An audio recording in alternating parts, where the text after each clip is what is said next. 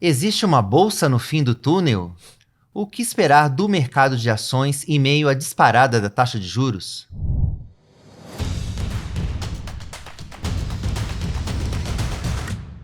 Salve pessoal, tá no ar mais uma edição do podcast Touros e Ursos. Eu sou o Vinícius Pinheiro e hoje nós temos um programa com dois convidados aqui do outro lado do balcão. Vou apresentar aqui primeiro, a nossa Larissa Quaresma, analista de ações da Empíricos Research. Não é a sua primeira vez aqui, né, Lari? Não é, e é novamente um prazer estar aqui. Obrigado, o pessoal sempre pede, toda vez que você vem, o pessoal nos comentários fala bastante para você voltar, então já agradeço aqui a sua presença. E mais, nós temos um estreante aqui na nossa mesa hoje, que é o Bruno Henriques, que é analista sênior de ações do BTG Pactual. Como é que tá, Bruno? Tudo bem? Prazer estar aqui, estreia, né? Então, obrigado pela recepção, boas-vindas. Legal, cara. Bom, espero que essa seja a primeira, então, de várias participações aqui do Bruno. Também já agradeço você que está acompanhando a gente. Também peço para você curtir esse episódio. Assim o nosso conteúdo chega para mais pessoas. A gente consegue aqui valorizar aqui o canal do Seu Dinheiro. E aproveita também para seguir a gente aqui no YouTube. E lembrando que todos os episódios estão nos tocadores de áudio, como o Spotify e o Apple Podcasts. Bom, e a qualquer momento você também pode comentar. Nosso tema aqui é Bolsa. Afinal de contas, na sua opinião, é o momento de comprar ações ou, diante dessa alta da Selic, é melhor ficar ali na segurança da renda fixa? A Júlia Vilchen, pelo menos, que faz o programa aqui comigo, acho que ela nem quis vir hoje aqui, porque ela gosta de ficar ali segura no CDI. Mas a gente vai tentar aqui colocar aqui alguns pontos. Vou desafiar vocês aqui, vou aqui trazer alguns pontos para a gente conversar no programa de hoje, porque eu acho que o Banco Central, vai se reunir agora na próxima semana pela primeira vez em 2025. Vai ser a primeira reunião sob o comando do Gabriel Galípolo e existe uma expectativa ampla no mercado, inclusive já foi sinalizado, de uma alta de 1 ponto percentual na taxa básica de juros, a Selic, que deve ir dos atuais 12,25% para 13,25% ao ano. E já temos, inclusive, mais uma alta contratada da mesma magnitude. E, enfim, como é básico aqui em economia, juros altos acabam sendo ruins para a renda variável como um todo. Afinal de contas, para que tomar risco quando você tem ali os títulos públicos e as aplicações de baixo risco pagando tão bem? Nesse cenário, então, já vou começar com uma provocação aqui. E vou começar com você, Lari. Então, vou deixar o Bruno aqui, como você aqui já é mais habituado do programa, já vou deixar aqui a parte mais pesada aqui para você, então. Nesse cenário, faz sentido ter bolsa? Assim, se você pudesse assim, sintetizar assim, quais seriam os argumentos para ter bolsa numa hora dessa? Se você tivesse que convencer alguém, que argumentos você ia usar? Eu acho que o momento para você comprar a bolsa é justamente o momento que ninguém tem muita esperança, né? Porque se tivesse, isso estaria incorporado aos preços. Então, nesse sentido, eu acho que o valuation atrativo é o principal ponto para se comprar a Bolsa Brasileira hoje. Agora, não adianta ser uma armadilha de valor, né? E onde está a diferença entre Bolsa Brasileira ser uma armadilha de valor e ser uma verdadeira oportunidade? Está no tempo que você tem para esperar. Então, assim, 2024 foi um ano muito curioso, porque foi um ano muito bom para a economia. O PIB no Brasil cresceu quase 4%. Inflação, beleza, acima da meta, mas não foi 10%. As empresas indo super bem, muito crescimento de lucro, mas o Ibovespa caiu quase 20%. Né? Então, isso acontece por quê? Porque em algum momento de 2024, as expectativas ruins para 2025 começaram a ser incorporada aos preços. Em algum momento de 25, as expectativas para 2026 vão começar a ser incorporadas aos preços, né? E tudo indica que 2025 vai ser um ano bem desafiador para a economia, né? De forma cada vez mais frequente, bancos têm falado de uma recessão técnica em 25, ano de inflação mais alta, esse dólar mais alto vai começar a ser repassado, né? Então, assim, isso já está incorporado aos preços, né? Todo mundo já espera isso. Em 2026, né, se vier essa recessão técnica agora, de certa forma, isso pode ser bom para o investidor, né? Porque em algum momento isso significa também que o juro não pode subir tanto, que alguma coisa do lado fiscal precisa ser feito, nem que isso envolva uma transição política. Então, eu acho que o momento de comprar é quando não se vê gatilho, porque quando a gente começar a ver gatilho, o Ibovespa não vai estar mais 122 mil pontos. Concorda, Bruno? A bolsa tá barata ou é uma armadilha de valor, como disse a Lari? Então, acho que o ponto da Lari, eu acho que ele é justo. Acho que o único adendo que eu faria é que dentro da bolsa você tem vários setores e as dinâmicas setoriais elas são bem díspares, né? Então, nesse aspecto, eventualmente você vai lá se confrontar ao estudar algum setor, que realmente você vai perceber que ali existe pode existir uma armadilha de valor. E aí você está vendo lá um múltiplo baixo, né? Um ativo que de repente parece, nossa, tem uma margem de segurança realmente bem relevante aqui, mas você estuda um pouco mais, aprofunda um pouco mais aquela discussão, realmente a capacidade dessa empresa, ou desse setor, de realmente começar a melhorar os retornos ao longo do tempo, está bem mais afiadora do que eu imaginava. Então aquilo ali fica com a cara de armadilha de valor. Mas, de fato, não parece ainda que esse é um negócio, de certa forma, assim, espalhado na Bolsa como um todo, no Ibovespa como um todo. Acho que a gente olhando, né, as empresas, a maioria delas parecem realmente muito descontadas, com uma margem de segurança bem, bem razoável. A gente vai desde setores tradicionais, setor financeiro, até também tradicional, né? Mas enfim, setor de commodities também. Enfim, a gente poderia passear aqui por vários setores, setor de serviço básico. A gente consegue encontrar teses, nomes, histórias que hoje, com as informações que a gente detém, elas não nos parecem armadilhas de valor. E sim, parece que estão com uma margem de segurança bem significativa, né? O valuation, que a gente gosta de falar, aguentaria realmente bastante premissa conservadora para que você, a partir daquelas premissas, mesmo assim, você consiga, de fato, encontrar um retorno razoável. E acho que tem esse ponto. A Bolsa Brasileira tem essa ciclicidade, né, que é inerente à Bolsa aqui. Então, você precisa realmente da âncora, do catalisador do lado macro, para você justamente fazer com que, a gente fala assim, um catalisador, né, o interesse pelo ativo, pela classe de ativo, ele retorne. O fluxo ele retorne. E hoje realmente isso está muito mais ligado ao lado macroeconômico do que ao lado micro, realmente. Ponto de interrogação, né? Quando é que esse negócio... E depois a gente provavelmente vai passear um pouquinho, né, de o que poderia fazer esse fluxo voltar. Mas a gente vê muito ativo que está precificando, enfim, cenários que, para você, se você perpetuar retornos baixos, você vai estar basicamente justificando o preço da tela. E é normalmente que é justamente a definição da margem de segurança, né? Então é justamente aí que eu acho que o ponto da Lari ele faz total sentido. Poxa, você está me dizendo então que se essa empresa ela, na perpetuidade entregar retornos muito baixos, né, assim, um crescimento muito baixo vis-à-vis o histórico dela, eu ainda assim consigo encontrar algum valor? Poxa, então, né, partindo da premissa que em algum momento o ciclo melhora, esse negócio aqui parece que faz sentido começar a olhar com mais carinho. Não, tá certo. Bom, mas por falar em ciclo, a gente não está num ciclo macroeconômico favorável para a Bolsa. E acho que a principal variável para a gente atestar isso é a taxa básica de juros. Então, como eu coloquei aqui no começo do programa, os juros vão fatalmente subir. O mercado fala numa Selic, né, a gente está falando que já tem 2 altas contratadas para pelo menos 14,25%, mas o mercado fala de 15% ou mais para o Banco Central tentar ancorar essas expectativas e a inflação que está acima da meta. Mas eu não vou falar de renda fixa, quero falar aqui de renda variável. Então, assim, num ciclo, enfim, as ações estão baratas, pelo que eu entendi, a gente não tem indícios, em boa parte delas, de que seja uma armadilha de valor.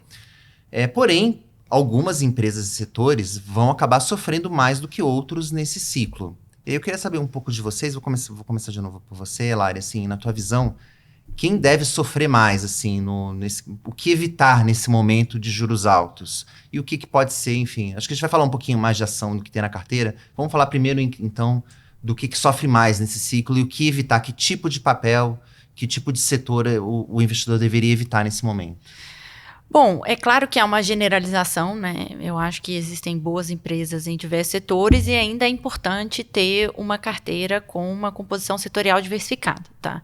Então, dito isso, Empresas muito alavancadas, elas tendem a ir mal nesse cenário, né? Porque, assim, obviamente, quando a Selic sobe, as empresas, principalmente que operam aqui dentro do Brasil, vendem para brasileiros, né?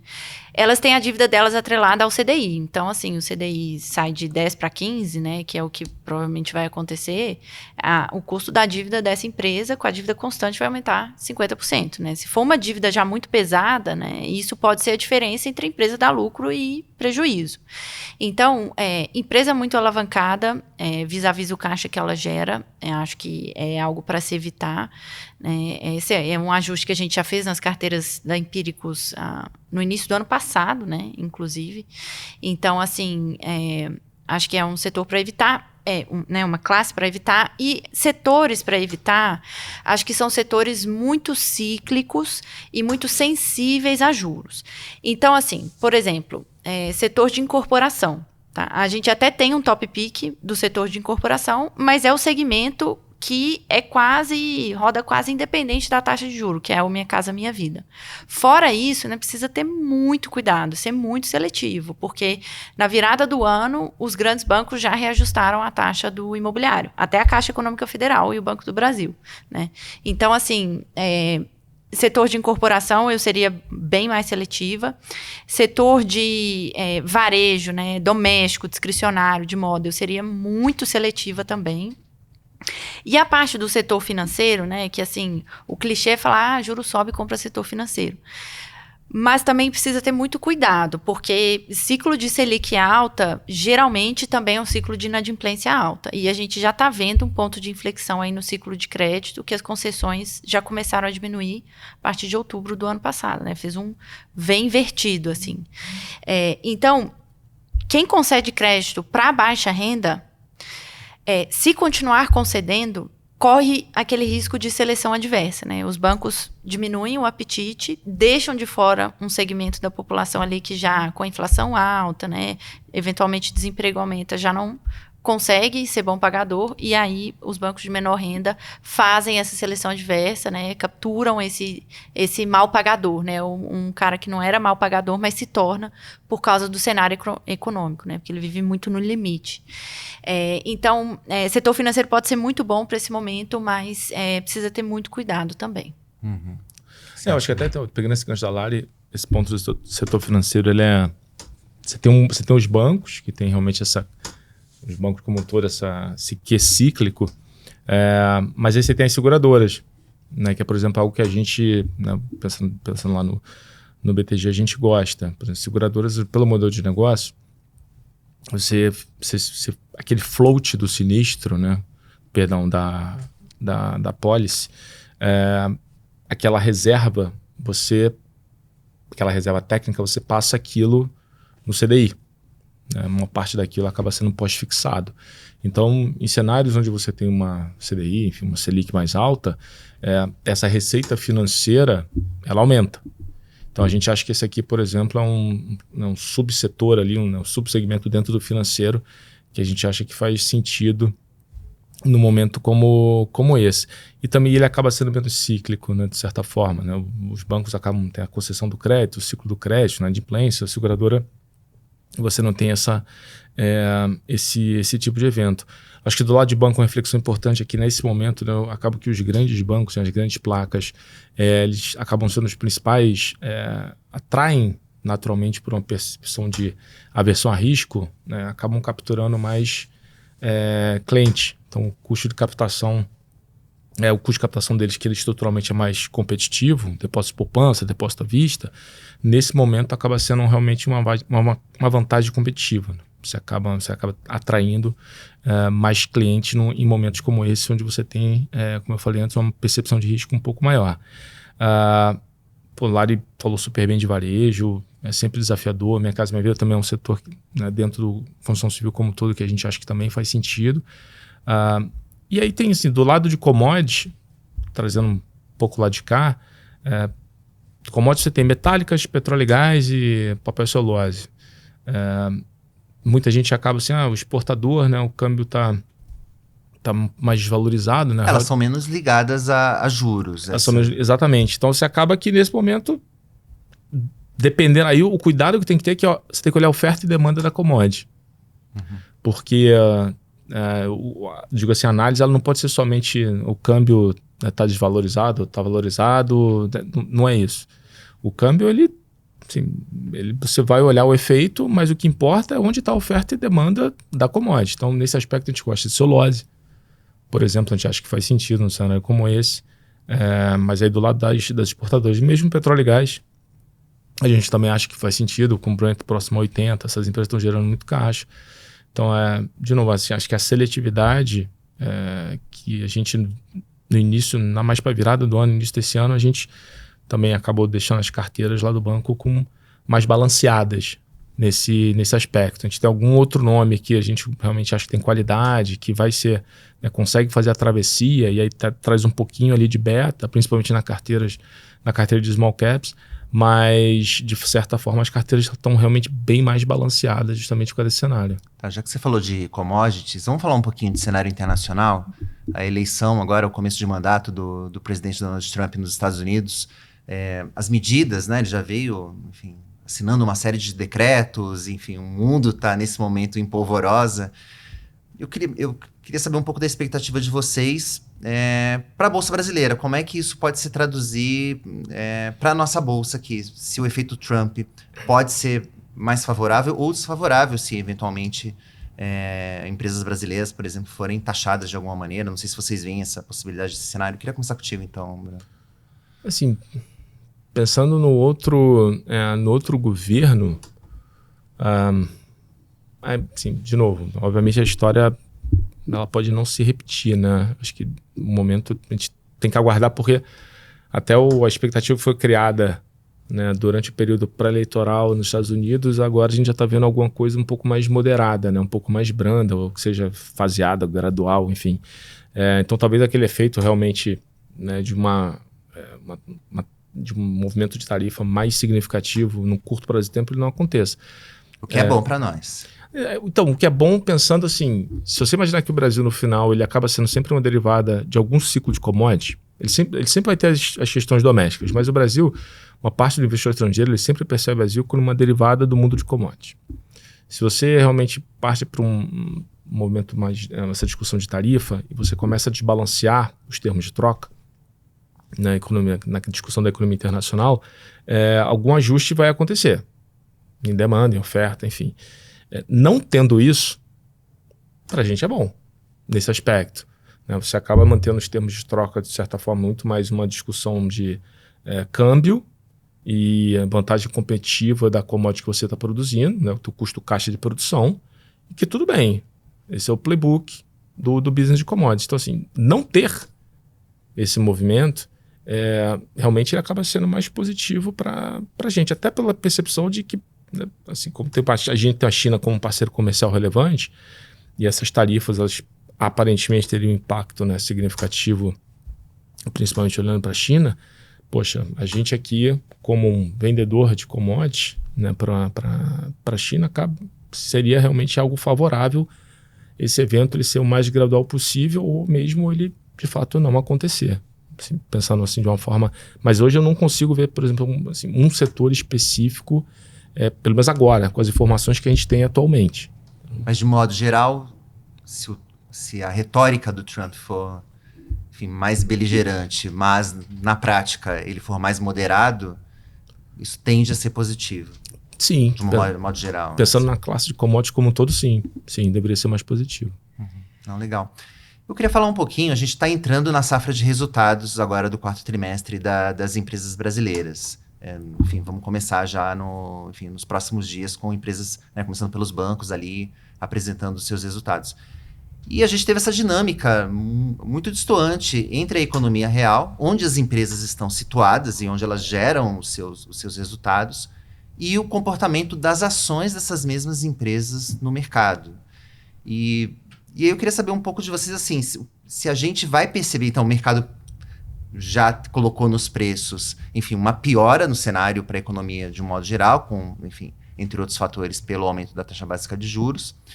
Porém, a economia continua rodando, né, muito bem, como você até colocou aqui no começo, né, Lari? Assim, um bom crescimento da economia, enfim, massa salarial crescendo, desemprego embaixo. Isso significa que as empresas estão vendendo para essas pessoas.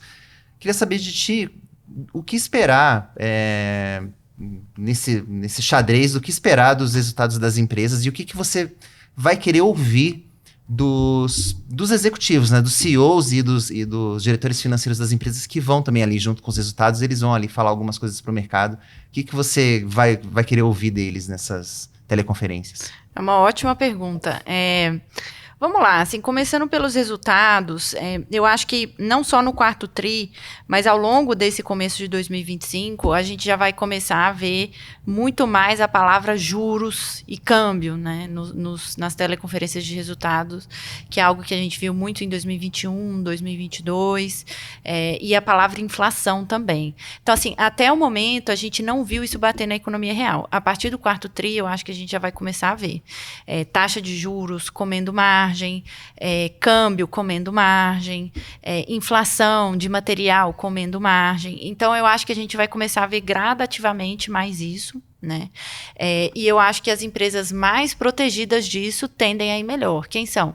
As exportadoras, que têm receita em dólar, ou que sejam líderes de mercado, que conseguem repassar a inflação no preço sem perder volume, que sejam pouco alavancadas, né? Essas devem sentir menos. O que eu gostaria de ouvir nesse momento, né? Eu gostaria de ouvir uma priorização de geração de caixa, né? Mas em atitudes. Então, assim, olha, iniciativas para desalavancagem, iniciativas para redução de balanço, para aumento de geração de caixa, para diminuição da despesa de juros, né? Isso é uma coisa que com a Selic rodando em breve a 14,25%, o nosso dinheiro ele é muito caro, né? Então, assim, o custo de oportunidade é muito grande. Então, eu gostaria de estar em empresas que me retornam muito caixa hoje. Essa é a minha preferência hoje, né? Então, eu gostaria de ouvir mais isso, né? Principalmente daquelas empresas que já são mais endividadas. Legal. E você, Bruno, qual a tua expectativa aí para os resultados? Devem ainda vir bons? Ou, enfim, já com algumas marcas, enfim, de inflação em juros aí, como de salário? Assim, acho que assim, a nossa percepção é que vem ok. Digo assim, eu digo assim, ok é bom, né? Assim, pensando em bancos, até o momento, tudo ok, por exemplo. Até uma frase que a gente estava comentando mais cedo. Mas eu acho que o ponto da Lari, que realmente eu concordo, é que o mais importante vai ser realmente a conferência. Então, que a gente, assim, a visão do guidance. Olha, em perspectiva, o que a gente está vendo? A gente tem visto o início do ano mais desafiador, olhando para esse aspecto, um pouco mais benéfico, olhando para, enfim, outro aspecto. Eu acho que isso deve dar mais o tom, inclusive, do que a gente chama, né, de price action, né, assim, do efeito no preço dos ativos. Isso deve ser, acho que, mais relevante do que exatamente os números. Tem algumas empresas que estão trabalhando no desinvestimento de ativos, que, sem dúvida alguma, se elas mencionarem, como a Lari bem comentou, olha, realmente esse desinvestimento, nosso processo acelerou, a gente acha que uma boa perspectiva de conclusão seria, enfim, no prazo, enfim, Y. Isso faz preço. O Y, curto prazo, né? Sim, Y igual a curto prazo nessa... Então, porque assim, aí depende de onde está a alavancagem. Eu acho que tem, assim, é um pouco da dinâmica de cada companhia, de fato. Umas estão com um senso de urgência um pouco maior, outras estão realmente aproveitando a oportunidade para reciclar o seu portfólio de ativos, mas talvez não tenha um senso de urgência tão grande. Acho que é muito mais, talvez, a discussão de fato, alocação de capital. Poxa, hoje eu prefiro, de repente, vender esse ativo e recomprar as minhas ações. Assim, uma conta que, enfim, acredito que tem... eventualmente algumas empresas podem estar fazendo. Pô, será que faz sentido eu deter esse ativo hoje se a minha ação está me entregando uma taxa interna de retorno tão relevante, né, acima de qualquer novo projeto, qualquer aquisição que eu vá realizar? Enfim, eu acho que isso está permeando. A gente viu dados recentes, inclusive de programa de recompra em bolsa. Pô, assim, são dados relevantes, os números são grandes. A gente tem visto as empresas atuando de forma importante nessa devolução de caixa para o acionista. Então, acho que, indo ao encontro do que a Lari comentou, acho que isso tem muito mais peso. A percepção a priori é que isso deve ter mais peso no movimento dos ativos do que, de fato, os números. É uma sinalização importante o fato da empresa usar o dinheiro que tem em caixa para comprar sua própria ação, ela está ali sinalizando, né, que assim, o melhor uso que ela tem para fazer é a sua própria ação, né? Então, os acionistas deveriam fazer o mesmo. Ou estou entendendo errado, não sei se qualquer... Sem dúvida. Assim, claro que tem empresas que usam esse mecanismo da recompra de uma forma errada, né? Elas usam para mandar um sinal, sendo que em alguns casos não teve um estudo por trás, não foram comparados outros projetos, né? Mas hoje a gente vê um volume de recompra tão grande e os valuations tão baratos que, assim, isso só mostra para a gente o quanto o mercado está atrativo, o mercado acionário. Então, acho que esse é um desses momentos. Não, legal. Bom, acho que pra gente fechar aqui o primeiro bloco, acho que a pergunta mais importante é que eu tava me segurando aqui para fazer, é que assim, e acho que é o que as pessoas também devem estar se perguntando nesse momento, e se estivessem aqui no meu lugar, eu gostaria de perguntar para vocês, o que ter na carteira, né? Considerando todo esse balanço de riscos, Selic subindo, eu poderia estar ali no CDI, mas vou para a bolsa agora, né? Assim, sabendo que eu vou provavelmente ter que aguentar algum desaforo no curto prazo. Pensando nisso, eu vou começar com você, Lari. O que ter na carteira hoje, né? Assim, quais são aí as principais recomendações da Empíricos hoje? Legal. A gente fez uma guinada mais conservadora, então nós aumentamos aí o nosso peso em setor financeiro, dentre as nossas top picks da casa. Eu vou trazer 3, né? A gente cobra uma série de ações, mas aqui eu colocaria Itaú, Porto e Prio, né? Eu acho que todas essas 3, além de serem razoavelmente protegidas ou inclusive beneficiadas pela Selic maior, elas têm gatilhos específicos, o que me agrada muito em um cenário macroeconômico mais incerto, né? Então, assim, a Prio tem o caso da licença ambiental de Wahoo, né? Que está para sair, deve sair em algum momento desse ano, ainda a gente acha que no curto prazo. Ainda Porto tem todo o desenvolvimento das novas verticais, né? Vertical de saúde, vertical de banking, que isso é totalmente independente do macro, né? O ganho de participação de mercado dela acontece mesmo quando as concorrentes estão diminuindo, né? E no caso do Itaú, uma das poucas, né, operações bancárias gigantescas, previsíveis, né, a gente tem uma relativa segurança, assim, que a inadimplência não deve oscilar muito. No caso do Itaú, os spreads devem continuar saudáveis, deve continuar um banco rentável. Então, eu acho que, nesse momento, previsibilidade faz preço também, né? Legal. E você, Bruno, quais são as tuas favoritas? Olhando assim... São vários, né, das carteiras que o banco tem hoje, né? Tem o SIM, Small Cap, enfim, carteira de dividendo. Ali tem vários ativos, mas assim, tentando seguir nessa linha de raciocínio da Lari, pegando assim, 3 nomes que estão permeando essas carteiras, até para ser justo, né, com o que a gente falou antes, da parte de seguro, por exemplo, BB Seguridade é um nome, ainda nessa linha de uma empresa que já passa para ter essa dinâmica positiva, né, da receita financeira, dado o aumento do CDI, uma resiliência na parte de receita, porque é um setor bem menos cíclico do que a parte de setor financeiro, do setor de banco. A gente tem banco também, mas assim, BB Seguridade nos chama bastante atenção. Na parte exportadora, Suzano é um nome. E aí é muito mais uma visão de que a gente está enxergando, né, um vale ali para os preços de celulose. A gente começa a ver alguns indicadores antecedentes que esse preço de celulose ele deveria começar a se recuperar, né, começar a apresentar uma alta mais consistente. E aí, além da exportadora, a gente traz um setor de serviço básico, Eletrobras. A gente tem visto preço de energia a longo prazo enfim, ao redor dos seus 140, 150 reais de megawatt-hora. A empresa comentou no final do ano passado também sobre uma potencial mudança na política de dividendo, e a taxa interna de retorno que a gente enxerga hoje por ativo, assim, para a gente faz sentido para correr o risco, né? Sentido de margem de segurança. A gente está vendo a taxa interna de retorno, se não estiver muito enganado, alguma coisa entre 14% e 15% de real. Então, é um setor que... Real? Taxa interna de retorno real, então a inflação mais. Nossa. Então, nesse aspecto, é um setor que traz tem um quê de defensividade. No caso, tem ali a parte de geração, que é exposta, enfim, a questão de risco, inclusive risco da questão de chuva, mas Mesmo assim, a gente acha que como eu falei antes, nesse preço, o ativo ele está, de fato, embutindo, né, algumas premissas implícitas muito conservadoras para você justificar o preço de tela. Então a gente acha que também faz sentido, traz também mais defensividade ali para a carteira. Bom, excelente. Agora a gente pode passar para o segundo bloco do nosso programa, que é o bloco dos touros e dos ursos. Os touros são os destaques positivos, aqueles que estão em alta. E os ursos são aqueles que, para usar um eufemismo aqui, não estão na sua melhor fase.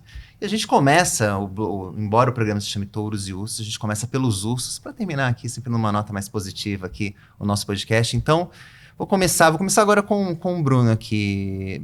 Bruno, queria saber qual o seu destaque aqui negativo aqui dessa edição, para quem você vai dar o seu urso aqui? Acho que nesse caso, acho que a gente falou de alguns nomes aqui, né? Mas tem bastante urso por aí, né?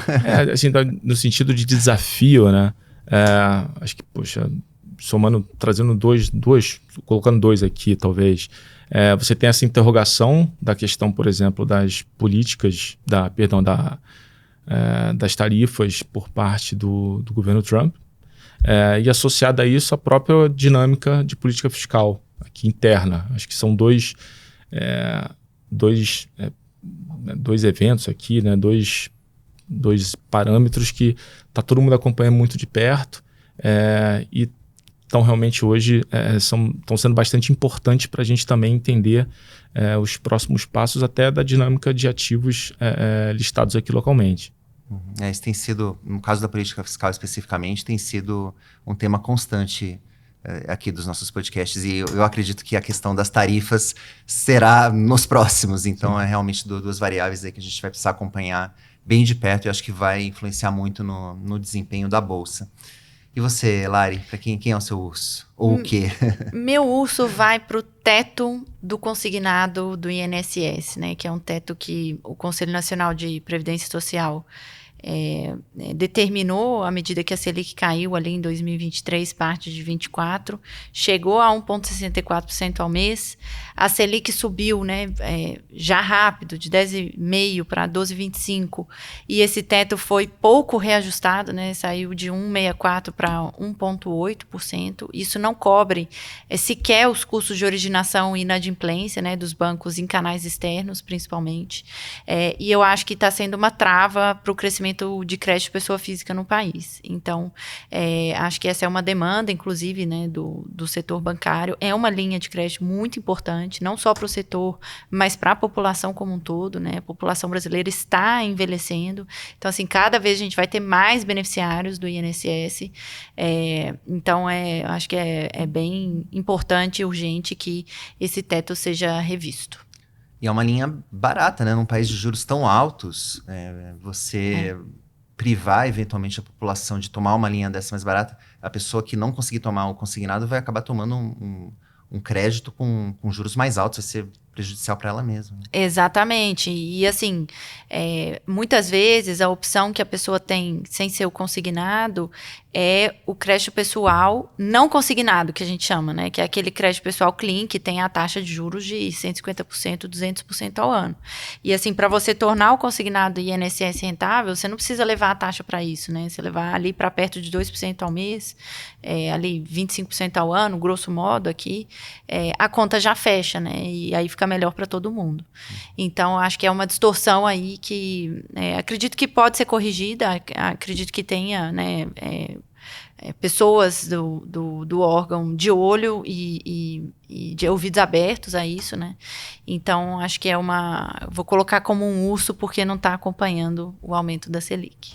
E vai vir mais um ponto percentual aí, certamente na próxima semana, então essa defasagem vai ficar ainda maior se nada for feito até lá. Isso. Bom, mas vou falar aqui do meu urso, que vai para o dólar. Uma oportunidade rara nos últimos meses de colocar a moeda norte-americana aqui como urso. Afinal de contas, o dólar só vem se valorizando, não só em relação ao real, como também a outras moedas. Porém, nessa semana, o câmbio fechou pela primeira vez, abaixo dos R$6 pela primeira vez em mais de um mês. Chegou a ficar bem próximo ali dos R$5,90 nos seus melhores momentos. E por que, né, que isso aconteceu? O Brasil voltou? Acho que não dá para dizer isso ainda. Essa desvalorização do dólar foi global também. A gente viu a moeda norte-americana perder valor contra várias moedas. E o fator Trump é o principal responsável, né, pelo menos que o mercado vem apontando para essa queda do dólar, justamente pelo fator que o Bruno colocou, que é o fato da retórica do Trump ter sido mais dura do que as medidas que ele vem implementando até o momento. Então, provocou aí uma descompressão nesse mercado cambial, nesse começo da gestão Trump. E o real acabou pegando carona nessa valorização aí de várias moedas contra o dólar. Então, isso não significa, né, essa valorização do real em relação ao dólar, que o mercado está otimista com o câmbio. Na maioria das projeções ainda coloca real contra dólar no patamar de R$6. A gente vê boa parte dos gestores posicionados, comprados em dólar contra real. Então, enfim, ainda é um momento complicado para o câmbio, para a moeda brasileira. Mas vamos lembrar, né, que no ano passado também, nessa mesma época do ano passado, as apostas eram o contrário, né, que o real teria um momento de valorização contra o dólar. Então, assim, é uma variável muito difícil de prever. E o que os especialistas sempre colocam é que é muito importante ter sempre uma parcela dos seus investimentos, da sua carteira, atrelada à moeda estrangeira, né? Pelo menos por uma questão de diversificação e de proteção. Então, enfim, enquanto isso, o dólar fica aqui com o meu urso dessa edição. Bom, agora vamos passar aqui, vamos virar o disco e vamos falar dos touros, dos destaques positivos. E agora eu vou começar aqui com você, Lari, para quem você vai dar aqui o seu prêmio de touro dessa edição. Bom, eu vou escolher meu touro um banco, que é o BTG Pactual, sabendo exatamente que a gente está conflitado, né? Obviamente, a Empíricos é controlada pelo BTG, mas BPAC 11 subiu 15%, né? Só nesses primeiros 23 dias de janeiro. Então, eu acho que é um banco que a gente viu ele ali no final do ano passado ser negociado a 1,7 vezes valor patrimonial, o que parece muito fora, né, para o crescimento e para a rentabilidade esperada aí para o banco. Então, falo isso como analista, né, não como funcionária. E acho que também é uma boa escolha, inclusive, para 2025, que começou o ano muito bem, né? Até não esperava uma reprecificação, sim, mas não tão rápida, né? Então, assim, foi uma das ações aí que a gente tem recomendação de compra que mais andou nesse ano e, por isso, é meu touro. Legal. Acho que o Bruno ficou satisfeito aqui com o touro da Lari. Eu sou... Mas, assim, do lado de... É porque essa dinâmica sem parecer paradoxal aqui, mas pensando no touro, tem um aspecto que a gente também citou aqui ao longo do papo, né, que quanto menor fica, mais atrativo em tese, obviamente você tem que, de novo, estudar, se aprofundar, fazer análise, mas em tese mais atrativo ele vai se tornando, que é isso aí, que é o próprio valuation da bolsa, que é o próprio múltiplo. Mais uma vez, a gente está aqui, né, como analistas, né, como casas de análise, inclusive também para ajudar nesse estudo, nessa jornada, mas nomes, setores, enfim, mas de fato chama atenção. A gente tem visto tanto o valuation da bolsa como um todo, seja o valuation só das empresas domésticas ou de alguns setores em específico. A gente está, enfim, em níveis muito comprimidos, né, em níveis muito baixos quando a gente olha os últimos 10 anos, sem dúvida alguma. Então, chama muito a atenção. Então, assim, pensando numa ótica reversa, né, quanto menor, em tese, mais interessante vai ficando, eu chamaria a atenção para o próprio valuation de bolsa. Não, muito legal esse seu touro, porque a maioria das pessoas acaba falando em investir em ações, em investir em bolsa, quando tá caro, quando tá subindo. E as pessoas deveriam estar olhando justamente agora. É claro que não há uma garantia... É um investimento de risco, o que está barato pode ficar ainda mais. Sim. Mas pensando quando a gente compra qualquer coisa na nossa vida, né, a gente pichincha para tudo. E quando no investimento, a maioria das pessoas acaba não pensando assim. Só pensa em investir quando já está caro, né? Então acho que é muito legal se trazer. Mas é isso, eu vejo realmente como é o touro do futuro, né? Assim, então acho que é um negócio para a gente olhar realmente. Acompanhar. Vamos ver se isso isso ao longo do, como a Lari disse, né, ao longo do tempo, se isso se concretiza. Não, bacana. Bom, vou falar aqui do meu touro para a gente encerrar o bloco, que vai para a Netflix. A empresa registrou, né, divulgou o seu resultado do quarto trimestre nessa semana, com um resultado que todo mundo considerou extraordinário. Peguei alguns números aqui, né, foi mais de 10 bilhões de dólares de receita, um aumento de 16% em relação ao mesmo período do ano passado. Pô, um aumento de 2 dígitos, e nós não estamos falando daqui de uma startup, estamos falando de uma empresa super consolidada. O lucro dobrou em relação aos últimos 3 meses de 2023. E 2 fatores impulsionaram esse resultado. O primeiro foi a receita de publicidade. A Netflix não tinha, antes não veiculava anúncios, começou a passar ali, né, nos planos mais baratos, publicidade no meio do meio das séries, no meio dos filmes. E, enfim, essa receita saiu de zero e agora já é algo bastante relevante para a empresa. E sem falar no próprio salto, né, no número de assinantes. Agora existem pouco mais de 300 milhões de pessoas que têm uma assinatura da Netflix. Para mim, eu fiquei muito impressionado quando eu vi esse número do último balanço da Netflix. Bom, e acho que eles sabem, né? Acho que basicamente esse crescimento mostra que, ou seja, eles, ou seja, o algoritmo, enfim, mas eles têm esse mérito de saber o que o público quer. Então, nesses últimos meses, eles promoveram e exibiram aquela luta entre o Mike Tyson e o Jake Paul, que foi super comentado e foi ali a maior audiência para um evento esportivo de streaming em todos os tempos. Séries, né, como Round 6 também, um grande sucesso ali da Coreia que voltou. Enfim, e para esse ano eles esperam aí ter mais eventos ao vivo, estão apostando bastante em esportes. E sem falar de outras séries, né, como Stranger Things também, que vai voltar agora para a última temporada nesse ano.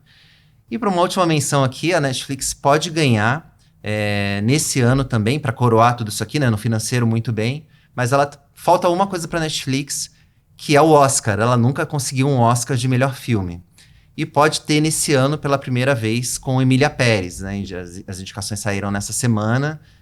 Emília Pérez dominou ali entre os indicados ao Oscar dessa edição. A cerimônia vai acontecer ali durante o carnaval aqui no Brasil. Mas é claro que a gente vai torcer muito para isso não acontecer, para a Netflix continuar na fila. Afinal de contas, o Brasil também está super bem representado, com Ainda Estou Aqui, em 3 categorias. Pela primeira vez um filme brasileiro indicado a melhor filme geral, além de melhor filme estrangeiro. E é claro, Fernanda Torres ali arrasando como melhor atriz. Então, se a gente conseguir ali abocanhar algumas indicações ali, passar a perna em Emília Pérez, vamos estar muito felizes aqui. Torcer bastante para Ainda Estou Aqui, que ganha aqui um tourinho aqui especial também dessa edição. Bom, e com isso a gente pode colocar um ponto final neste programa, e queria só antes agradecer muito aqui a presença mais uma vez da Larissa Quaresma, analista da Empíricos. Obrigadão, Lari, tá super convidada para voltar aqui para falar um pouco desses balanços. Obrigada, Vini, pelo convite. Um prazer estar aqui de novo. Legal, Bruno. Espero que você tenha gostado aí da participação. A gente gostou bastante e está super também convidado aí para falar sobre ações e sobre empresas da Bolsa. Boa, obrigado a vocês mais uma vez. É isso aí. Agradeço também você que acompanhou a gente e acompanhe o seudinheiro.com para ficar por dentro de tudo que mexe com os seus investimentos. Aquele abraço.